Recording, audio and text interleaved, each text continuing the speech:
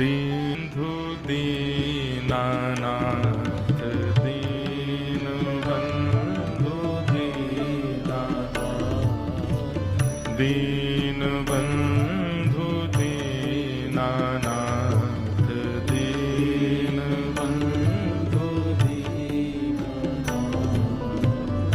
मेरी सुध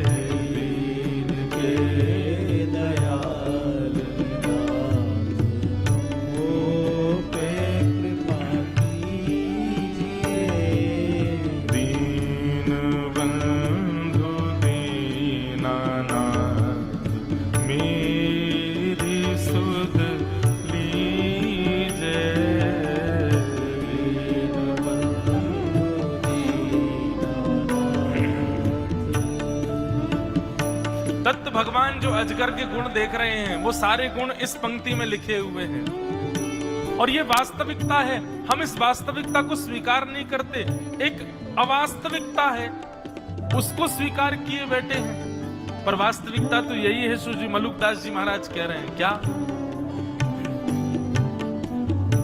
भाई नाही बंधु नाही कुटुंब कबीलो नाही, भाई नाही बंधु नाही कुटुंब कबीलो नाही, भाई नाही बंधु नाही कुटुंब कबीलो नाही, भाई नाही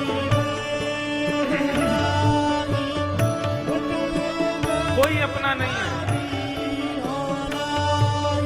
ऐसो कोई मित्र नहीं, ऐसो कोई मित्र नहीं, ऐसो कोई मित्र नहीं, ऐसो कोई मित्र नहीं, दासों कछु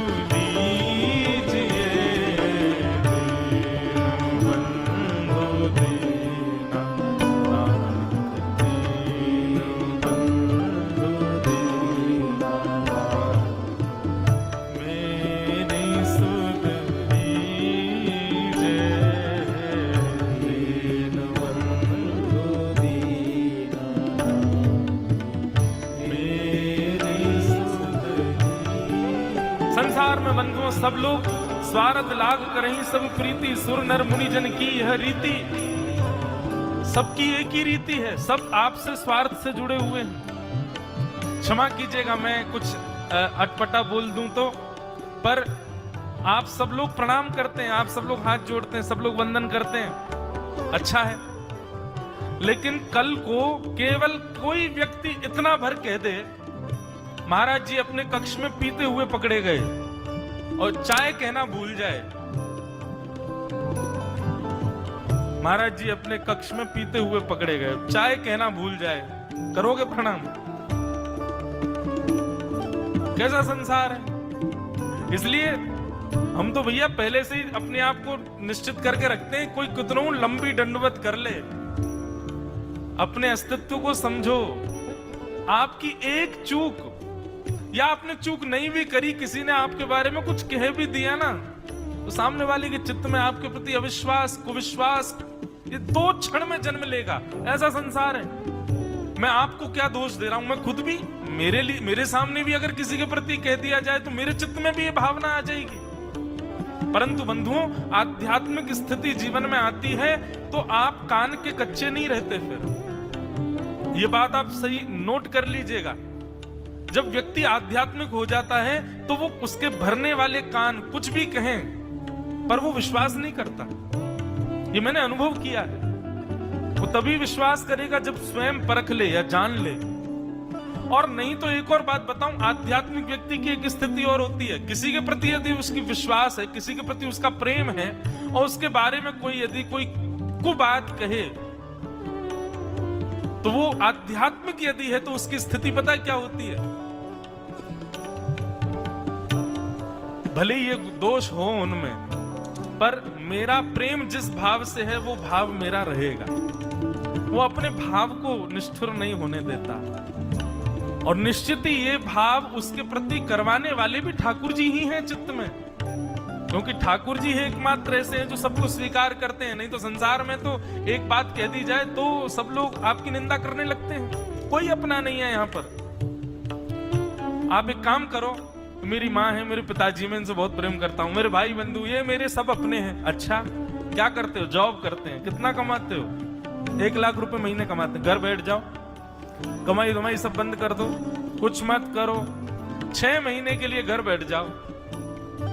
6 महीने में नहीं वही परिवार के लोग आपको ताने देने लगे तो कहना।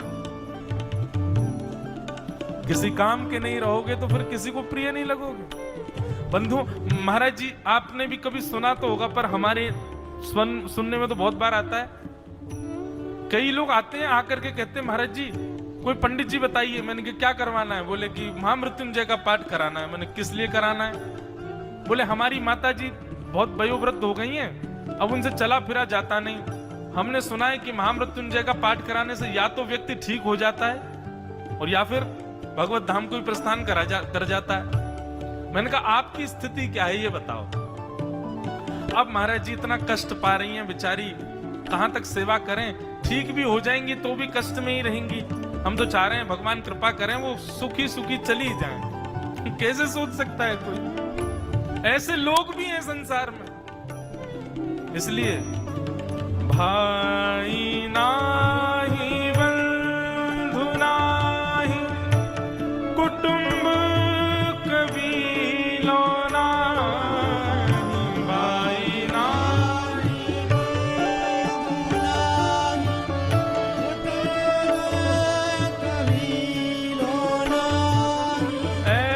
ऐसा कोई मित्र नाही, ऐसा कोई मित्र नाही, ऐसा कोई मित्र नाही, ऐसा कोई मित्र नाही, जासु कछु कीजे बंधु देना, नाथ दीन बंधु दीना, मेरी सुध लीजे दीन बंधु दीना, मेरी सुध लीजे दीन बंधु दीना।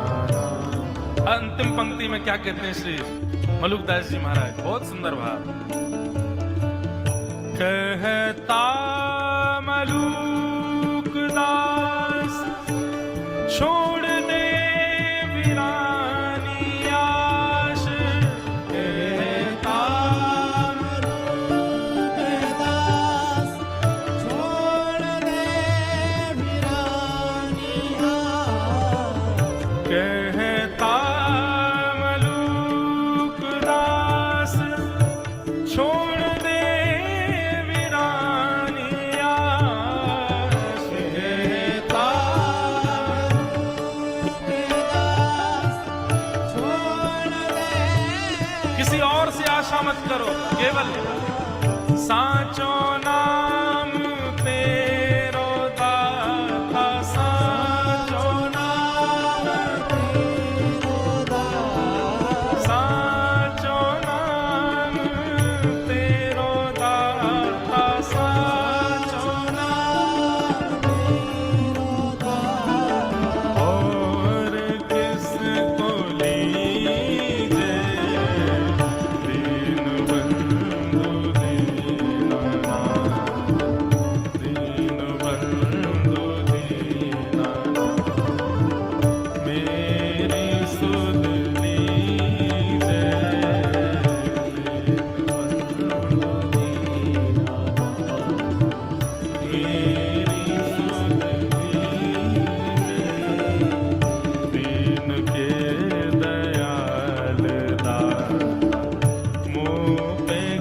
कृपा की जय।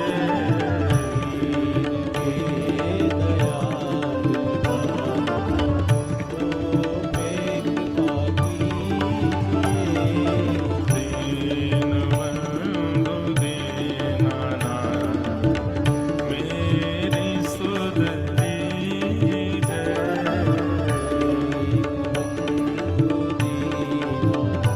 हे दीनबंधु दीनानाथ दीन